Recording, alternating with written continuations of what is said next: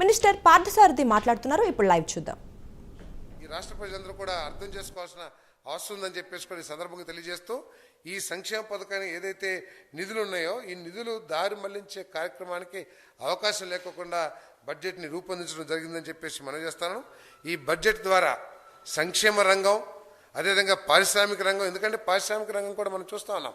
ఈ 7 నెలల కాలంలోనే దాదాపు 6.8 లక్షల కోట్ల రూపాయలు పెట్టుబడులు సాధించాం.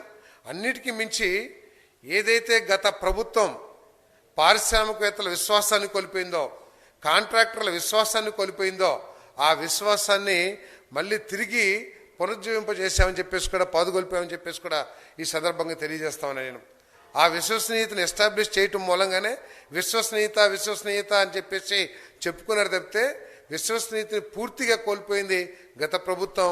ఆ విశ్వసనీయతని మళ్ళీ ఈ రాష్ట్ర ప్రభుత్వం మీద కల్పించగలిగారు చంద్రబాబు నాయుడు గారు అని చెప్పేసి మనం చేస్తూ, దాంట్లో భాగంగానే ఒక స్టీల్ ప్లాంట్ ఏ రోజు కూడా ఢిల్లీ వెళ్ళి మన ప్రధానమంత్రి గారిని, కేంద్ర మంత్రుల్ని కలిసి ఏం సాధించారో ఈరోజు రాష్ట్ర ప్రజలకు అర్థం కాని పరిస్థితి.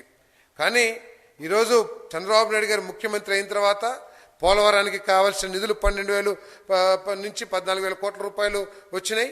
అదేవిధంగా అమరావతి ఎట్లా కట్టగలం, అమరావతి కడతానికి డబ్బులు లేవు, అమరావతికి నిర్మాణానికి బడ్జెట్లో ఏమీ కేటాయించే పరిస్థితులు లేవు అని చెప్పిన గత ప్రభుత్వం ఈరోజు బడ్జెట్లో కేటాయింపులు అవసరం లేకోకుండా ప్రభుత్వం మీద విశ్వసనీయత కల్పించడం మూలంగా ఈరోజు మరి ఆర్థిక సంస్థలు కానివ్వండి, కేంద్ర ప్రభుత్వం కానివ్వండి, వరల్డ్ బ్యాంక్ కానివ్వండి, ఈ అమరావతికి ఫండింగ్ చేసి అమరావతిలోనే ఆ అప్పు తీర్చే ఏర్పాటుని చేయగలిగింది ఈ కూటమి ప్రభుత్వం, చంద్రబాబు నాయుడు గారి నాయకత్వం అని చెప్పేసి ఈ సందర్భంగా నేను తెలియజేస్తా ఉన్నాను.